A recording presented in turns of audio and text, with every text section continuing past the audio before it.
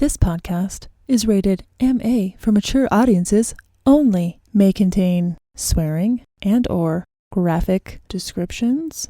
Why do you take it so seriously? I don't know, because I forgot what I was saying. Hold on, I gotta redo it. What is it? Graphic may contain cursing and graphic material? material. What is it called? I don't know. Oh, okay. From day one you fought for your life and you blew everyone away. Hello. Hi, I'm Alisha. I'm Jesse. And we are Changing the chances welcome back. to another great episode. Of course, could it be anything less? We're pretty awesome. I know, right? Even if it doesn't come across in the podcast, we are awesome. I'm just going to throw that out there right now. Although I think we are, so. Yeah, I mean, I guess we could be a little biased, but I'm like, don't make head movements. You got to speak. People can't hear a I know. head movement. We got to add a video aspect. Oh, man. Sometimes I always think that because even my cousin JJ, who was on the show, was like, this is a completely different experience than actually like just listening to it. Getting to be here in the rawness of it. I know. Of course, he's just like the sweetest, greatest guy. He's a great guy. Anyways, let's not get sidetracked. This week's happy-go-lucky topic is Mental health. what? Yeah. We are everybody struggling to hold on to their marbles. Man, isn't that? I feel like that's like so many people nowadays. My ducks aren't in a row. I don't know where my marbles are. We have ducks. There's no ducks. There's no pond. Like, no. Squirrel. Yeah. So we just thought we'd kind of like talk about that and how it plays a role into our lives raising a disabled child. Obviously, mental health is definitely like a big subject right now. I've always wanted mental health to have more recognition than what it has. But yes, I feel now that with like social media, media and stuff right now in society, it's more in the spotlight than in previous years. Agreed. So it's great to talk about it and maybe like how ours was before having children and now. I think that, and if it's changed or. Well, you're probably a better baseline than me because I've. So mostly growing up, I was very much like the happy-go-lucky, never upset or sad, or I was just a little ray of sunshine, and I do not mean that sarcastically. Oh, I've seen some pictures. I was that person. Blonde hair, blue-eyed, big smile, happy-go-lucky little girl. I'm pretty sure my friends hated me a little bit. And later in life, I wasn't all the time, but I'm definitely way more of like an upbeat, positive. And even today, I'm still you are there most of the time. Like you're still a very positive person. I like to think that I am. I'm kind of an asshole, but I am a positive asshole. I mean, that's okay, right? Okay. So what kind of asshole does that make me then? A negative asshole? Is that why we attract? Like two buttholes kissing? Oh, why? Why? Do we leave that in? I don't even know. Oh, I'm going to leave that for the producer. So if he leaves it in, he has to leave this whole debate in my head in also. If we're leaving it up to the producer if he wants to leave that in. Yes, we are opposites, so maybe we attract. Yeah. I mean, and so I'm not saying that I didn't have a good childhood. Well, this isn't about if you had a good one or a bad one. It's about your perception in life. Yeah. So my perception in life, I was, for the most part, a happy kid. I mean, I did have a chip on my shoulder for a while.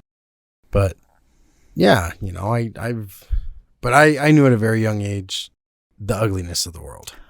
You did, and that's completely fair.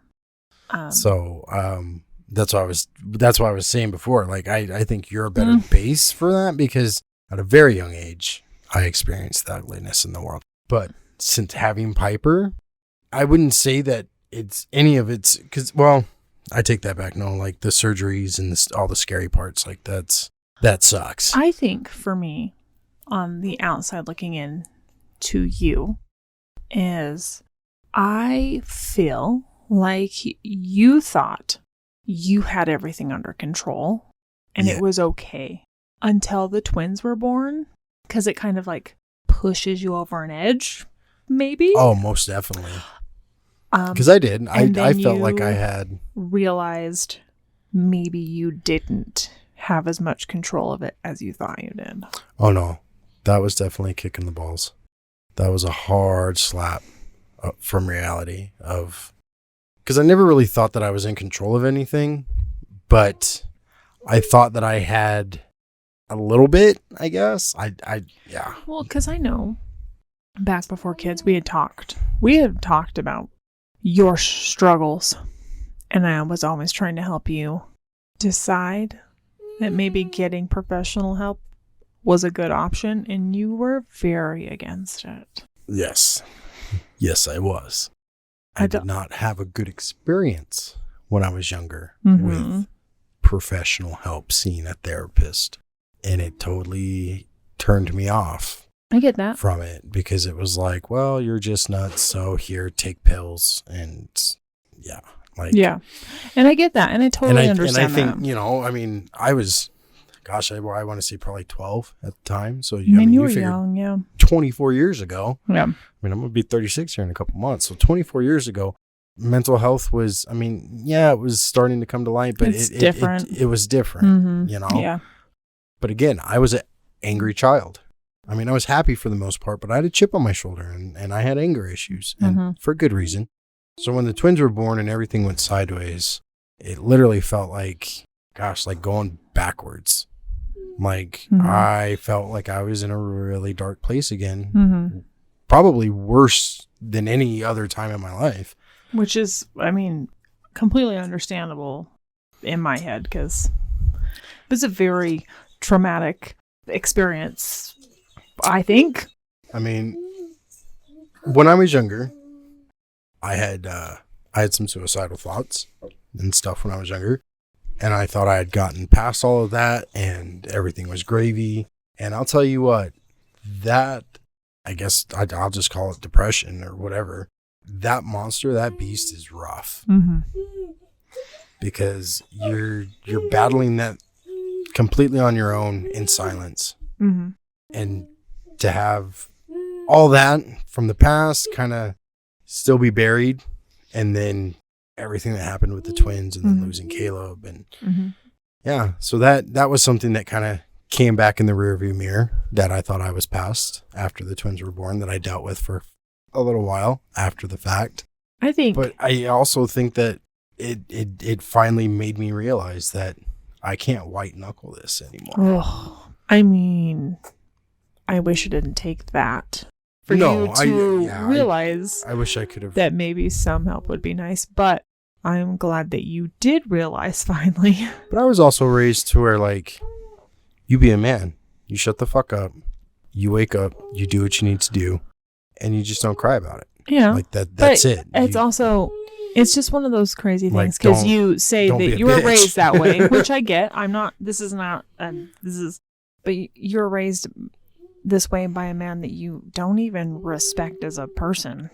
It's crazy how it's still spending 17 years with someone that just chops you down, degrades you, makes you feel itty bitty and little, how you still want in some small sliver piece of you, like holds on to something. Yeah. Like his approval or his. But not even that, but like, because for as big of a douche as he was, like, I got great work ethic from him. I'll give him that.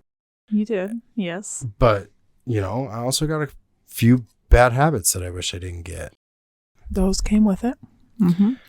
Yep. And one of those was, you should be able to do this on your own. You don't need anybody's help. Don't be a little bitch. Also coming from a man who did not do it on his own. No. So as we've come to find out and later. That, I think maybe a part of me wanted me to prove that I could, because he couldn't. So, like, to prove that, like, I could do it. I think choosing to do it in a healthier way is actually better. Yeah. He definitely chose some unhealthy outlets for his. See, Regardless as it whether or not he saw it as that, it's exactly what it was. and even now, even with my own mental roller coaster, I guess I would say, Piper's the one constant that just keeps me chugging along. Because, I mean, with the whole job situation and flip-flopping since August and everything, and finally having a solid job that I've been at, that I enjoy being at and whatnot, and getting insurance, I haven't had my medication for probably about 5 or 6 weeks. And those first 3 weeks were rough. I'm not gonna lie. Like, well, yeah, even being on this side, like, you could just tell that you weren't completely there because you couldn't, like, form full thoughts and follow anything through. I was in such a fog. Yeah. And then, like, even now I've noticed, like, I'm getting super irritable, super fast. Yeah. Every little thing is, like, ready to set me off. My anxiety, that's being anxious, like, all of that shit. I also have noticed, though, even though you've been off your meds, and I can tell that things are, like, definitely your dawn age. I can see it because I've been with you for 17 years, you know. But what's different is, I think, being on meds, realizing that they helped and that you needed it, even though you're off of them and you are struggling because you don't have them right now, it's almost like you've learned to understand your triggers, and you're not avoiding them, but you're definitely coping better. Or you're like, I've noticed that in myself. Does that make sense? Like, things that almost trigger me. You know, huh? That will trigger me, and I'm ready. Like, I am right there. I'm about to freaking just lose it. And it's like, it's not worth it. For one, why? Like, I do. I just try to breathe now. And don't get me wrong, it's hard, especially, it's last 3 weeks at work have been pretty rough. Well, flip-flopping between shops and stuff like that. What do they say? That everything that's worth it's not easy? Yeah. Or something like that? I don't know. But I've gotten to the point to where I'm not in a fog. I can complete sentences. I don't feel like a complete dutz. I'm starting to get some sleep. It's important. But I've definitely noticed that I'm going to be white-knuckling it here pretty quick. Well, but now that I've got insurance, I can go in and see. I might not get back on the medication I was on before because I could tell before I ran out of my meds that they were losing their effectiveness, I guess is the best way to say it. And that happens. Yeah.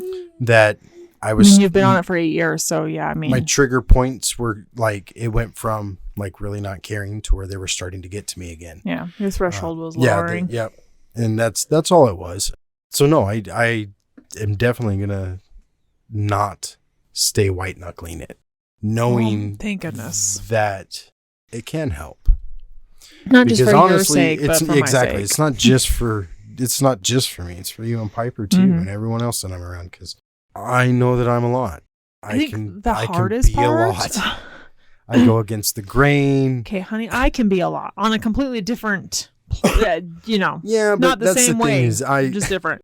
I'm offensive. I'm rude. I'm blunt. I go against the grain. Okay, well, those meds aren't fixing those problems.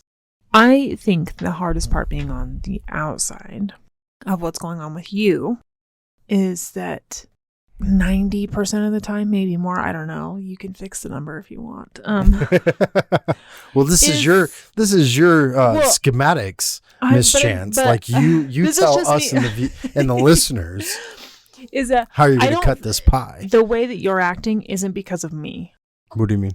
If you're upset and angry or frustrated, most of the time, it's not because of me. Well, no.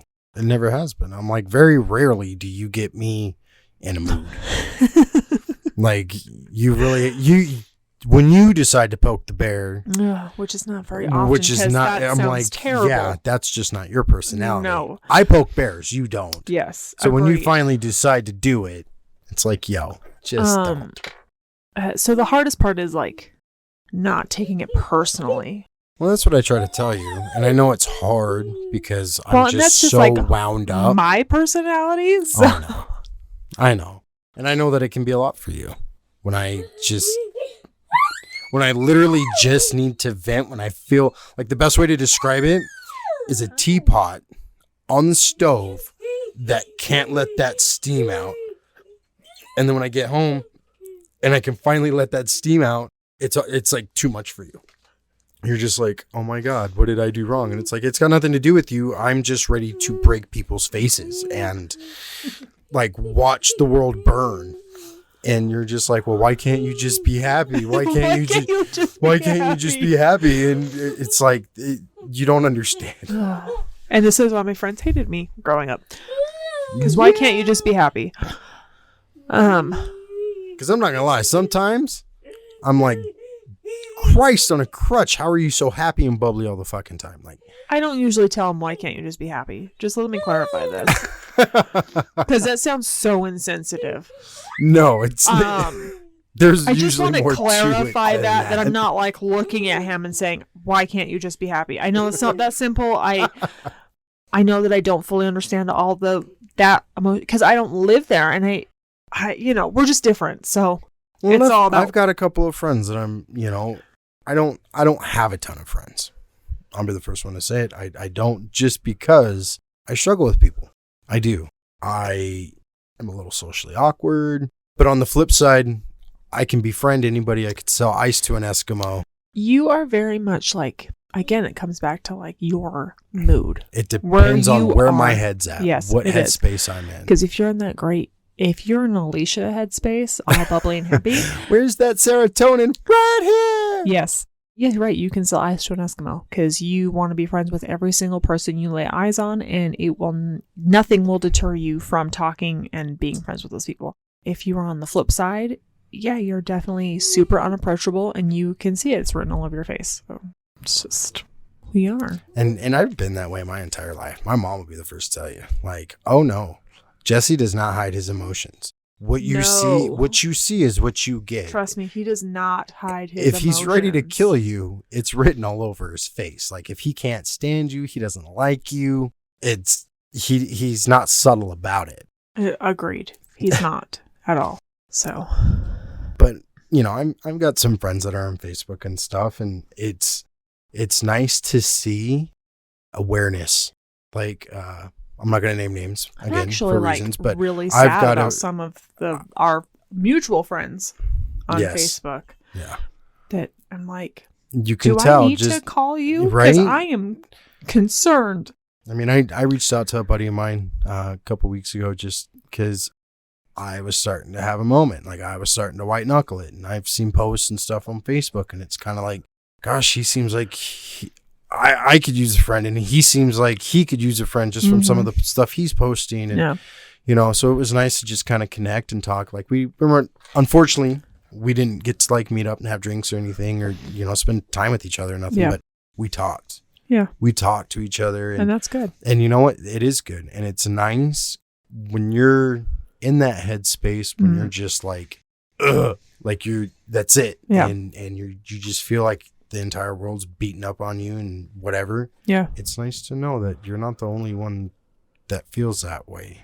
I believe that. Yeah. That, because you and Piper are my world, but there's days, and it has nothing to do with either one of you, I just want to unzip my skin and float away. Like, I don't even want to be me. And it's got nothing to do with you guys. And it pisses me off. Well, it has taken me how long to try and figure this out? How many years have we been together? Been a while, a little bit. But again, that's just your personality, my personality. And when I like somebody, love somebody, when somebody's close to me, I don't like it when people are not happy. It makes me sad. But I will say, I've always had a big heart. I'll be the first one. Also like true. You burn me, you burn me. That's it. It's one and done. Well, that's true. He's like the first one to throw a fist. But I'm also, somebody I'll would, be the first one to like give you a ride, help you out. Like, also true. I'm there. Like, if we have, if I've deemed you friend and we are going to be in each other's lives or whatever, like, I got you. but you burn me. That's it. Yeah. Like, Yeah. I could care less. I wouldn't piss on you to put you out if you were on fire. That is very real. Very real. Yes, it's very honest. But I think since becoming Piper's dad, it's definitely made me look inward more because I can't. Like, I can't just flip out and melt down and freak out. Like, what does that show her? Yeah. You know what I mean? And I can only imagine being like a fly on the wall or something and seeing me off the rails. Like, I'm sure it's not a pleasant sight to behold. Mm-hmm. And I don't want that Yeah. just because I grew up with a guy that terrorized my mom and I. Like, Yeah. You I don't want to be like that. I don't right? want to be feared. Like, well, okay, maybe by certain people, but like, I don't want that from people that know me and that, you know, are in my life and stuff. Like, I don't want them to see that side of me. And it sucks that I feel that it is still inside of me. Well, unfortunately, there are just things that don't go away. They just live in you forever. So, But being a special needs parent, being Piper's dad, has definitely, I guess I could say, given me strength, because I always look at it. I try to look at things like, you know, unfortunately, Piper has suffered through so much from like, continuously. yeah, Her whole life. you know, and I just try to tell myself, like, you know, if my baby girl can keep on trucking and be happy and smile and just love life the way that she does after everything she's been through, like, I can do this. Does it suck? Yeah, it fucking sucks. And there's times where I just want to bash my head into a wall and just forget about everything. But yeah, is that funny? There's our violence-loving child. Yeah. But no, she does. She's giving me patience, and I do. There are days I still struggle looking in the mirror, but you know. I don't expect those days to disappear. It's not. But the days where I'm feeling like that, it's like, you know what? Someone else is still dependent on you. Like, you still gotta go through this. You still gotta get through this some way, somehow. You know, and it has been very stressful at work lately, the last few weeks. And just with everything going on with Piper and her procedure and just kind of where we're at right now and trying to decide all these decisions that are coming up in our lives right now. So many decisions. My anxiety is just through the roof. Like, there's days where I feel like I just almost can't even breathe. Like, I'm just like, ugh. Well, I think that it's good that you Yeah. can realize these things. Yeah. And you're Is it so funny? willing to ask for help on any level. I think that's a good thing. Yeah. You help Dad, huh? Yeah. I mean, if that laugh doesn't help, I It don't does. know what It won't. Or what will. Sorry. You know, I get my words mixed up. You know, and even knowing that beast that I thought I had under control came back after the twins and stuff and whatnot. Like, I'd like to think I've got it back, kind of caged back up again. I don't think caged back up is the way to live with it. I think learning to live with it is the way to live with it. Well, right now I have to keep right now. And that's the thing is, it's like, I remember this, I've seen it on Facebook, and it's a Native American saying, and it's like, you know, within a person lives two wolves. Mm-hmm. And you've got your white wolf and your black wolf. And whichever wolf you feed is the wolf that takes over. Mm-hmm. And right now, I got to get that black wolf just kind of under control so that I can feed that white one. Okay. That's fair. And eventually I want to let the black wolf out and get it under control. Okay. But I know I need help. Okay. Well, I'm glad that you realize that. I think it's important. Yeah. Because if you don't realize that, then you won't. But I do feel bad for the person that I do snap on. Well, I hope that you don't. Because, like, and that's one of the things that does scare me, is because I'm afraid that one day I am just going to say, fuck it, and just let it go. Okay, well, I hope not, because And I don't want to, but that's the thing though, is it's like, at what point does a person just be like, you know, like and I know it does nobody any favors. Well, again, it just comes back to getting help. And maybe that will look different in the future for you. I'm hoping that's the goal. But it's definitely been something that I think Piper unknowingly has helped me with. I think that's and good. I didn't even, and well, and that's the thing is I don't even think. Actually, I think it's great because, you know, I tried for how many years before they came along? It's true. So. Because I was thoroughly convinced that I could do this. I know you did. I'm aware. I could handle it all. I could shoulder it all. Yes. Well, you don't have to shoulder it all. That's actually the glory part of a relationship, says you shouldn't have to shoulder it all. And actually, so when she had this last procedure done, this stupid trial or whatever, they call you up pre-registration, and she asked me all sorts of weird questions that I've never been asked before. Let me just throw that out there right now. And one of them, they were getting very much into like, kind of like, how do we handle life with a disabled child? Because it can be stressful. I mean, welcome to life. I really want to go check out one of those break rooms that they've got downtown. Like, feel free. Pay $100 and go in there with a baseball bat and just do it. There you go. Let it out. But I actually told her, I go, well, first of all, I'm very lucky because we are great communicators. I feel like I'd like me to and think you, so. Yeah, we're pretty good at it. Yeah. Are we perfect? No, but nobody is. But we're pretty good at it. I'm not mad about it. And something else I was telling her, I don't remember what question she asked me. I have no freaking clue. But yes, we're great communicators, and I think that since we're opposite, we're good at like if one of us is having a hard time. Oh yeah, like if I'm struggling with something, you're usually really good about like lifting me up, and vice versa. Like being support. Yeah. Yes, like that. And I thought that was because there's times where like when you're crying and you're upset and. Well, first of all, he just walks away because he doesn't want to look at me cry. Whatever, that's not every time. Pay me out to be. In all fairness, I'm not a complete heartless asshole. Let's paint the picture. In all fairness, he's only doing it because when I'm crying, this isn't like podcast crying where I'm still talking. This is like crying uncontrollably. I can't even form words. Sounds like something's dying. So he doesn't know what to do with it because I can't even say words. So then that's when I usually walk away. And she can at least like start to throw a word in here and there. Then we can talk. He's not completely heartless. I mean, yeah, he could probably just hug me if I was standing there, but we'll just do it for future reference. It's usually over the phone. It's usually a hospital situation, but so no, not. But yes, that's where we stand. I think we're very good at that. Well, and I've told people, being special needs parents, I know can be very stressful on marriages. I think being a parent, whoever thinks a child will fix a marriage, it's not gonna, because being a parent is fucking hard.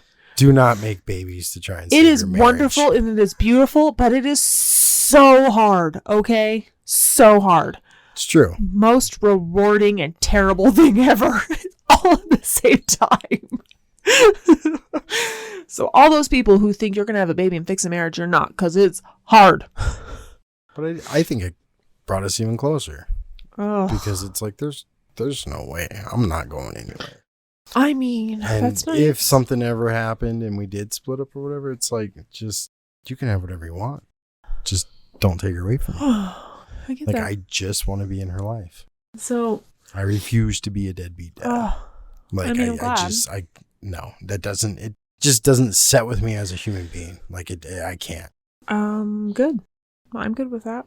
Because my stepdad may have been there, not always, but he wasn't really there. Oh no, I got you. Yeah.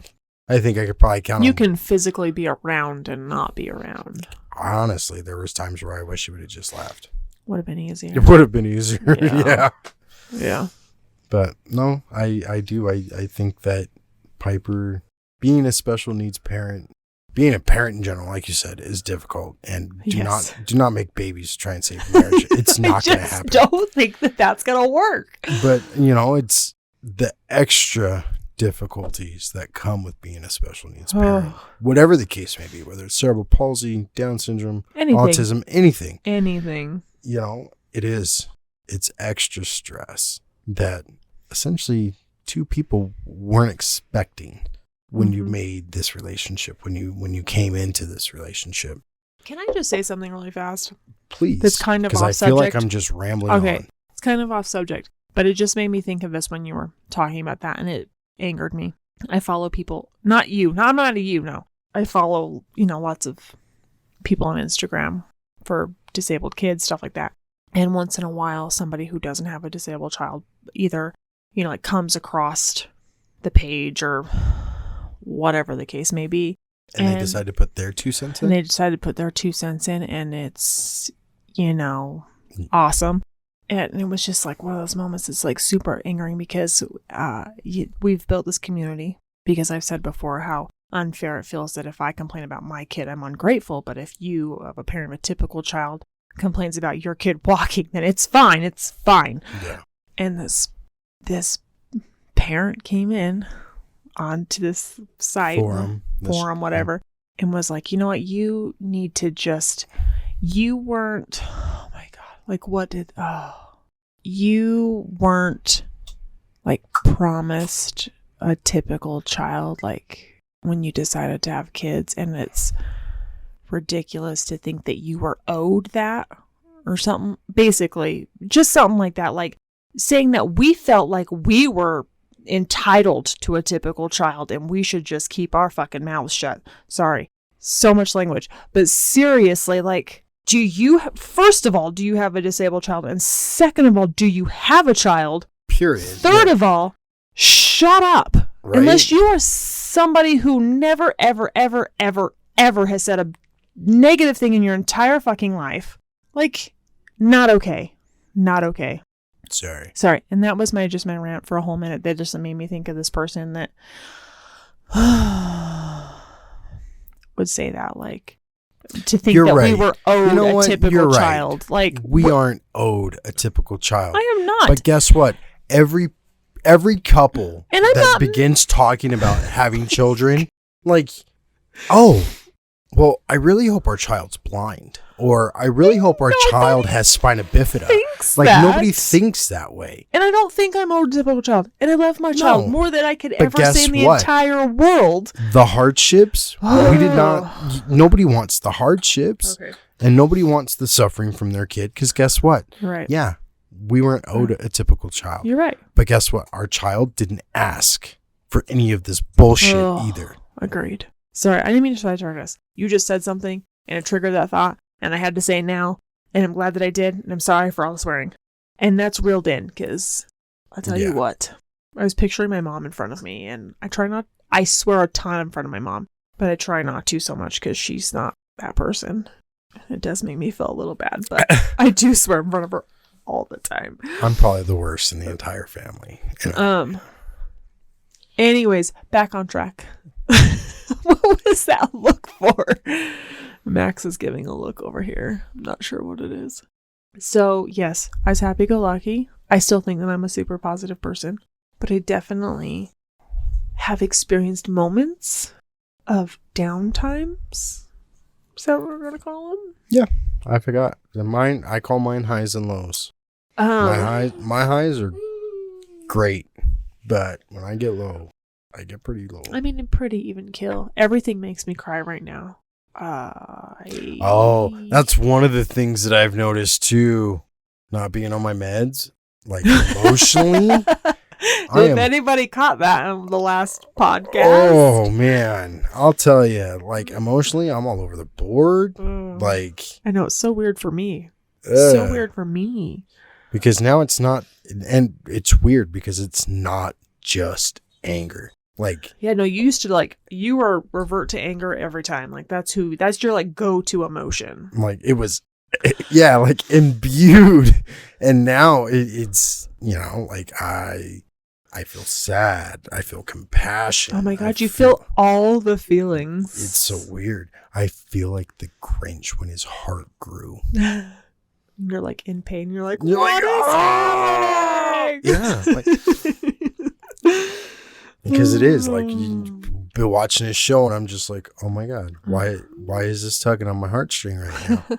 This what should is this not, pain in my chest? I don't know what's what is happening. going on right now? Like, this is not. And I think also becoming a dad has done that to me too. I get that. Like, it's made me Like unlocks a whole realm of emotions, like Mhm. or like level of emotions you didn't know existed. And you're like, what the hell? Yeah. And it like corresponds with being a dad. Oh, Like, yeah. oh, that's so cute. Wait, I what? can't. No, no, it is cute. Like, I am like, again, I'm just, in a bunch of groups on Instagram, and every time they post something, I'm crying constantly. I swear. I know. I'll come home from work and I'm like, oh my God, what's wrong? And you're like, oh, nothing. I just watched a movie. I just watched a movie, or I just just saw saw- something on TikTok or whatever. Instagram. I'm not on the TikTok. Yeah. But it's like, oh, okay. Yes. My mom's even showed up before and she's like, why have you been crying? What is happening? I'm like, I just watched something. It's fine. It's nothing. It's my go-to emotion. I cry over everything. I'm happy. I cry. I'm sad. I cry. I'm angry. I cry. It's just and a thing. it is nice to hear that you see a difference even after taking my meds or being on them for so long. Mm-hmm. I do. It is. It's nice. It's positive reassurance that like my efforts are visible. They are visible. I see you and I hear you. Oh, thanks. I think with that, we're good. I don't have anything else. No, I was just going to say, talking about like down moments real fast. I don't have a big old spiel. I don't got nothing. But noticing down moments. What's weird is because, again, happy-go-lucky growing up. Hey, yo. In having these moments, first of all, I don't really understand them because I'm not used to them. I mean, it has been 8 years, but they're new. And what's funny is I think Jesse's noticed them, and he probably can't think of anything off the top of his head because he does. He asks. I vividly remember. I'm not going to say it was the first time. I don't have a fucking clue. There were it was probably 5 days, give or take. Who knows? I don't know that. That I just was down low. I don't know. Oh. But you must have noticed, obviously, because you asked, and I didn't have an answer. How do you not have an answer? You didn't. You were what? Just I don't even know. I don't know what that feeling is. It was completely new to me. And as soon as you said it, I got it. I knew. Well, of course you did. I was just I get it. I get it. You're just, yeah. Well, But and to actually see it was but a to whole... see it, but to see it from you, to have never seen you deal with that in almost 17 years, and then to see it, it was just something right. I was able to notice. Yeah. Well, and I mean, I noticed it myself, but I didn't have words for it. Like you said, when you asked, I was I don't know. It's just who I am right now. They're this is just who I am right now. And it sucks because you don't want to feel that way. Yeah. And you know that you don't like it, but you're stuck and you just can't get out of it. Yeah. Yeah. I It's feel weird. That a lot. Ugh. But yes, so I do experience those moments now.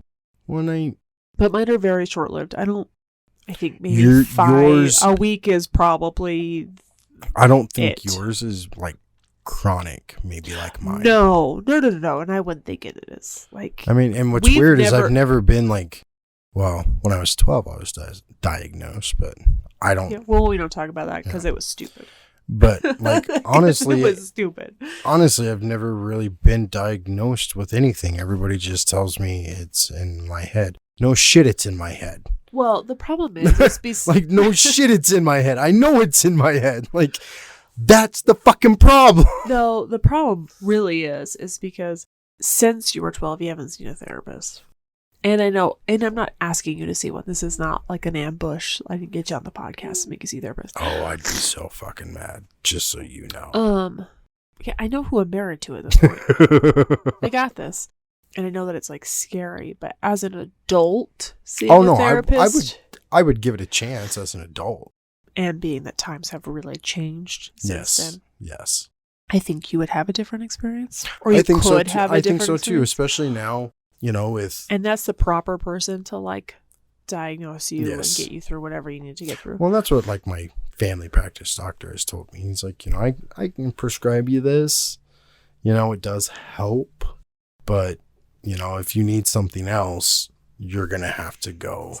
So I think now I'm to that point. Yeah. Like I need something else, so I need to go and talk to someone and see what the deal is. Yeah.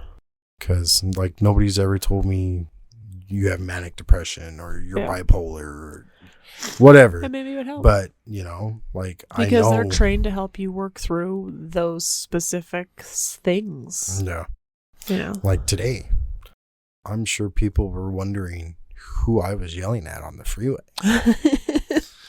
Because people are just, I struggle with people so much. Yeah. And it's just like, I don't understand why I struggle with people so bad. Because people are unpredictable. Well, I just feel like people are stupid. Like I know. I don't understand. Like how when people say like, use common sense. There's nothing common about common sense. Well, there's not. And the problem is everybody's form of common sense is different. We think common sense is actually common, but it's not because everybody's raised differently. Yep. But being an outsider to your life, because I don't live it, obviously, you just struggle because you have this mentality like you think things should go away. Again, common sense situation. Oh, exactly. I think when it should they go a certain way, or people should think or look you at struggle things a with certain that. way. Yeah. You're like, but why didn't you do it this way? Because that seems like the real way. And for them... Or that just seems logical. And they're like, nah. Yeah. But I don't understand, like... And we just experienced something that we kicked ourselves in the asses for. And they were like, any logical person would have thought of this. But we didn't. So here we are. Anyways, I won't go into that because it's just a whole stupid situation that we got ourselves into. It's fine. It's all good. Everything's fine. It's not a problem. We're good. It is. It's fine. It's totally fine. It has nothing to do with Piper. Everybody's healthy. The current moment. It's all good. Yeah. But yeah, we just kind of want to talk about that because, it's sometimes stressful, it's sometimes hard, and sometimes it screws with our heads. And it does. Yeah. And it I have to say, it makes me feel bad sometimes. I know we were going to stop this because this is what we do. I know. Give me the eyeballs. Producers, I'm like, give me the eyeballs, Maxwell. Eyeball. See, now you made me forget. Now you made me fucking I can forget. feel him smiling. I'm not even looking at him. I know, and he's I can like, feel him smiling. he is. He's got like the evil smile happening. You son of a bitch. All right. She can't remember. I can't. We're going to go. It was a good point, too. Which is... Obviously not good enough. Ouch. Okay, well, when you're in your brain fog forgetting things, I'm like, well, it's obviously important enough. That's mean. I know. Doesn't it suck? All right. Well, thanks for stopping by and listening to us rant and rave. Hopefully you guys got a little something out of it. But oh my God, I remember. Hold on, I remember. So I've realized after having kids and all these things that I'm still happy-go-lucky. But my threshold has definitely gone down. Like, I can be... Threshold for what? I can totally be like an average fine. I don't know. Society's typical, normal, whatever the fuck fine. Hey. But the fact that Piper is medically complex, and if something goes wrong with her, it definitely tanks me quickly. Oh no! As soon as something goes, I don't have a buffer zone anymore. I don't. That's me.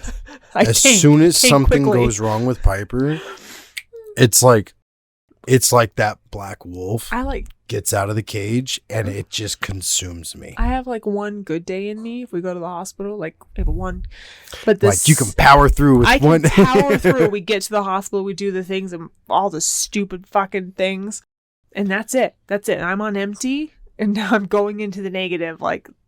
That's it. I get it. As soon as you guys have to stay the night, I tank. Oh. Because it's it just, I know that something's going on and it's bad enough. My girls aren't home. Ugh. Yeah. So no, I do. I get that. I turn into a real fucking prick quick, man. And you know what? The easiest way to handle that is you just let people know, at work, oh no, that's what I was going to say. So I just want you to know, if you're going to be an ass, I'm going to be an ass back. Whether or not it's funny, whether you think it's a joke. I think that's, I might room for need to warn people at work. Like, I have no room for that right now. If I tell you guys something going on with Piper, do not screw with me. That is going to be. I have no space for it. Because there is nowhere in my arsenal for me to give a shit, and I'm going to snap. Yeah. And I totally I'm going to bark at you, and I'm going to be a dick, and that's just how it is. Save every ounce of my, like, I don't know, like, my niceness for the doctors when I'm in the hospital. So everything else goes out the window. I'm like, did you call me and I didn't answer and you're angry? I don't give a fuck. Do you want to come face me now? Because right now will be the time I fight, and I am not a fighter. So this will be the moment. See, and that's what I'm afraid of, is because as soon as something bad is going on with Piper, that's where I get. And it's like, I feel bad for the mother that pushes the wrong button, and I think he meant to say motherfucker. Yes. Just FYI, because not mother necessarily. Yeah. Anyways.